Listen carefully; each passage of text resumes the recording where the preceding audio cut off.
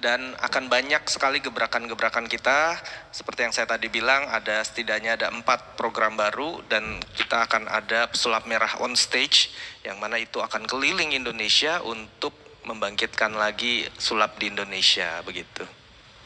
Boleh tepuk tangannya semua media. Baik. Jadi nilainya nggak bisa dikasih tahu ya, Pak? Nggak bisa. Oke. Kenapa sih kamu kayaknya ngebet banget sama dia? Saya soalnya untuk mengkalkulasi investasi saya ke depannya juga nih, Pak, untuk Kak Marcel sendiri. Oke. Kita boleh lanjut ke pertanyaan kedua ya. Boleh angkat tangan untuk media yang ingin bertanya? Baik. Oke, boleh disebutkan nama dan dari media mana, Pak? Assalamualaikum, selamat sore. Waalaikumsalam. Kami dari tabloid Suara Desa. Ada satu pertanyaan yang cukup menggelitik. Karena biasanya kan kalau pengusaha, kerjasamanya dengan pengusaha nih. Tapi kali ini kita dapatkan bahwa pengusaha kerjasamanya dengan pesulap. Seperti yang tadi bintang tamu yang sudah mengatakan, jangan-jangan ada kepentingan lain dari Pak Rudi Salim terhadap Marcel gitu. Kira-kira apa kedepannya yang diharapkan dari Pak Rudi Salim selaku ekonom kepada Marcel Derpal yang notabene sebagai pesulap? Ya, terima kasih pertanyaannya. Jadi perlu saya sampaikan bahwa Prestige Corporations adalah sebuah induk perusahaan yang berinvestasi di multi industri, bukan hanya entertainment dan digital entertainment. Kami memiliki banyak lini bisnis, diantaranya tentunya Prestige Motorcars di bidang otomotif, ada Renault juga di bidang otomotif. Kita ada Prestige Aviation di bidang penerbangan, dan restoran, F&B, retail, dan sebagainya. Salah satu agenda korporasi di tahun ini adalah pengembangan bisnis secara digital dan konten digital. Maka kami bekerja sama dengan banyak konten creator atau perusahaan digital lain yang mempunyai prospek kedepannya sangat baik. Nah, saya melihat Marcel ini etos kerjanya baik, kerjanya dari pagi sampai pagi lagi nggak rewel. Karena ketika kita melakukan investasi, yang paling penting adalah karakter. Apakah karakter orang itu jangan-jangan habis dilakukan investasi, besok-besok merasa puas, nggak mau kerja, yang rugi yang melakukan investasi. Saya melihat karakter seorang Marcel ini luar biasa dan bisa di scale up. Pengetahuannya bisa di scale up, kemampuan dan talentanya bisa di scale up, memberikan hiburan yang berkualitas, mencerdaskan bangsa supaya nggak ketipu, yang mana cukup menarik hal itu untuk dieksplorasi. Jadi kalau melihat kenapa kerjasamanya sama pesulap, mungkin itu adalah satu dari lebih dari 20 lini bisnis multi industri dari Prestige Corporations, begitu. Terima kasih. Itu sih jawaban formalnya ya, Kak. Tapi kalau saya sebagai karyawan Pak Rudi tuh tahu banget. Sebenarnya Pak Rudi kalau nggak jadi entrepreneur, beliau tuh pengennya jadi pesulap. Saya hobi dari kecil main sulap, jadi saya mau jadi pesulap biar belajar gratis sama Itu pesulap. maksudnya, Kak. Boleh. Oke, silakan. Untuk pertanyaan ketiga kita bisa ajukan ke Kak Marcel, boleh? Di tengah, Oke. mic-nya bisa di tengah. Oke, saya Roma dari jprn.com. Mau nanya sama terkait tadi program yang udah dibikin sama Prestige. Ada 4 program untuk Marcel, itu mulainya mungkin sejak mulai dari kapan? Terus kemudian ini kan jatuhnya dari Prestige sendiri memberikan kesempatan untuk Marcel jadi talent di perusahaan, right?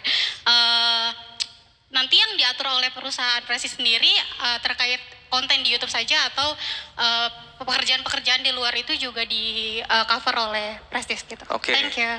Bukan Marcel menjadi talent, saya berpartner dengan Marcel membuat suatu perusahaan di bawah namanya adalah Pesulap Merah Productions dengan pengukuhan PT yang baru saja ditandatangani, perseroan terbatas. Jadi Marcel bukan talent saya, tapi partner saya. Saya bukan bosnya Marcel.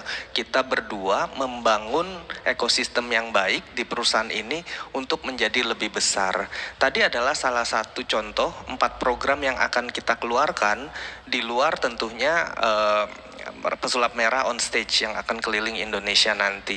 Nah, kita melakukan ini untuk bisa membuat suatu perusahaan yang dikelola dengan baik, karena sekarang Marcel masih sendiri, semuanya benar-benar sendiri dibantu beberapa orang dari timnya. Nah, itu yang mau kita kembangkan. Kita bentuk sebuah perusahaan dengan good corporate governance. Kita taruh posisi produser siapa, editor siapa, campers kreatif siapa, set siapa, semuanya kita kelola dengan baik supaya bisa dikembangkan. Dan bukan cuman Marcelnya doang, nanti akan muncul ide-ide bagus yang lebih baru lagi. Bukan tidak mungkin kita bikin suatu tempat wisata dan sebagainya, dunia pesulap merah misalnya, itu bocoran lagi. Jadi kedepannya banyak yang akan perusahaan ini kembangkan. Balik lagi, saya bukan bosnya Marcel, kita berpartner, gitu. Hubungannya jangka panjang ya Pak ya. Boleh tepuk tangannya seluruh awak media. Luar biasa sekali Pak Rudi ini jawabannya. Terakhir 2 pertanyaan ya teman-teman. Boleh dilanjutkan? Oke. Ya, gue sendiri. Oh iya. Oke, saya Irul, Berita 1. Menarik dengan apa yang dilakukan Pak Rudi sendiri. Saya pengen nanya terkait dengan investasi ini. Pak Rudi, mohon izin, belakangan kan Marcel sendiri banyak disomasi dan digugat oleh beberapa dukun dan ini ya. Nah, saya pengen tahu apakah Pak Rudi sendiri nggak ketakutan ketika sudah mengeluarkan investasi ini tiba-tiba misal ada terkait dengan hukum channelnya nggak jalan gitu. Apakah Pak Rudi sendiri nggak ketakutan? Terus terkait dengan ini, Marcel, saya ingin tahu terkait dengan investasi ini, saya ingin tahu program apa sih yang kamu tawarin buat Pak Rudi sampai akhirnya kalian sendiri bisa kerjasama dan bikin konten yang menarik mungkin buat berbeda dengan konten-konten yang udah ada gitu. Mungkin itu, terima kasih. Oke, pertanyaan yang pertama untuk saya itu apa nggak takut karena banyak disomasi. Banyak dilaporkan, bukan somasi doang. Banyak dilaporkan. Iya. Tapi tidak ada yang diproses. Banyak dilaporkan tapi tidak ada yang diproses begitu ya. Saya udah melakukan due diligence yang menurut saya cukup komprehensif terhadap pribadi Marcel sendiri, dan saya yakin somasi atau laporan yang jika sampai diproses, tentunya saya dari corporate juga akan memberikan perlindungan hukum dengan kuasa hukum yang kita akan tunjuk jika hal itu terjadi. Tapi saya cukup yakin dengan laporan-laporan yang ada sekarang itu tidak berdasar dan tidak bisa dibuktikan, sehingga saya cukup yakin dengan tindakan saya berinvestasi di perusahaan beliau ini, begitu. Ya. Kalau saya pribadi, tadi pertanyaannya adalah saya menawarkan apa ke Bang Rudi Salim? Nah, saya tidak menawarkan apa-apa. Justru Bang Rudi Salim yang memberi masukan gitu. Ini sebenarnya kamu tuh punya peluang ini gitu. Yang saya tidak sadari.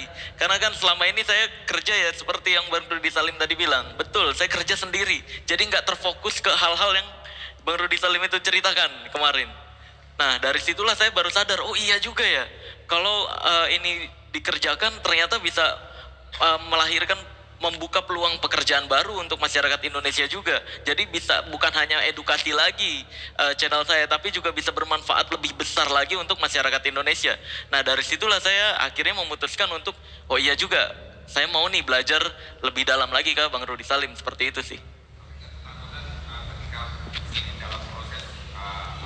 Belum diproses.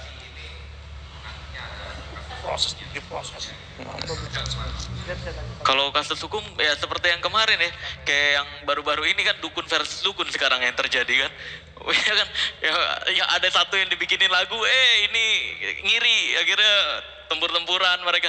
Ya kalau itu mau mereka ya udah silahkan, mau laporkan untuk diliput ya silahkan. Semoga promosinya bisa berjalan lancar ya. Semoga dari nama saya bisa dijadikan untuk bahan promosi mereka-mereka agar dapat pekerjaan yang lebih halal gitu sih.